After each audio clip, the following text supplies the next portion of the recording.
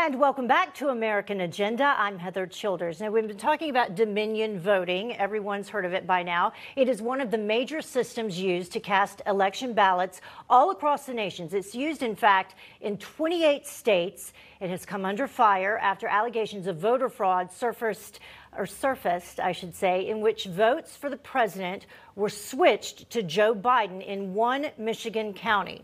And joining us now to talk a little bit more about it, what was in fact uncovered, is National Security and Foreign Policy Advisory Board Trump for President 2016, Kenneth Timmerman. Thank you for joining us. We appreciate it. You're also the author right there of The Election Heist. So I'll just start with that. Did that happen this time around? What do you think with all this new information coming in, specifically what Emerald was reporting for us at the top of the hour?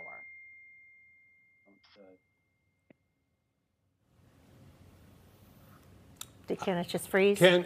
Ken, I think you're frozen. Let's try it again. Your impressions as far as what we're seeing. We've had Kenneth on before, and he's talked about a lot of things he talked about in his book. Could possibly... Well, Bob, I think Dominion is certainly backpedaling very quickly from everything that we have heard about them in the past, the relationship with Smartmatic.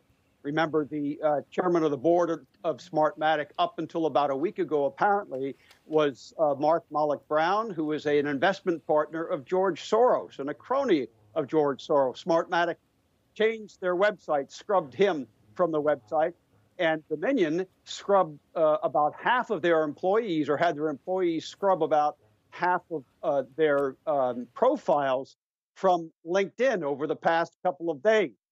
Including a gentleman known as Eric Coomer, who is best known really for having reposted the Antifa manifesto and sent it to President Trump last year. So it seems like they've a lot going on. Yeah, Ken, it seems like they've never heard of each other.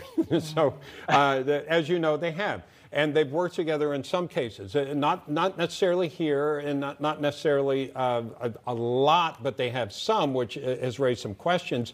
I had a question for you, Ken.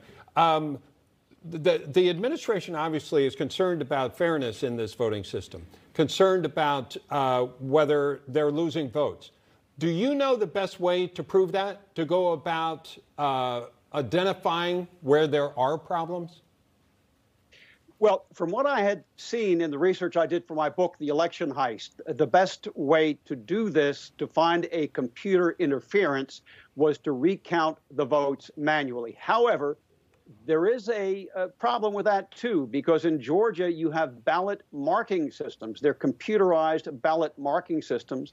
And if the voter does not check his vote against that ballot marking, that computer marked ballot, he could be casting a vote for Joe Biden when he meant to be casting a vote for Donald Trump. So there are even problems with the paper ballots. And that was something that we were discussing earlier off camera as to whether or not these three main voting machine manufacturers now, in fact, require paper backups, because I know that that was one of the huge issues that was discussed back in January of 2019. Was that resolved between January and November?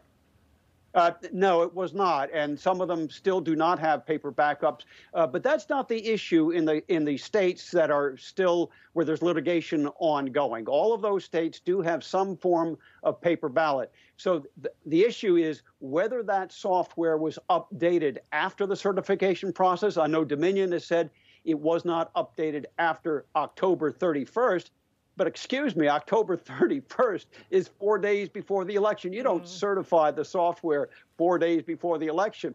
It could very well have been hacked. And that's, again, that's the scenario in my book, The Election Heist. Okay. The hacking doesn't have to come from Dominion, by the way. It can come from somebody impersonating Dominion. Good point, Ken. And the Election Heist, that's Ken's book. And as you've said previously, hand counting is the best resolution for a lot of this. So thank you so much for being with us, sir. We'll be back with more of American Agenda after this.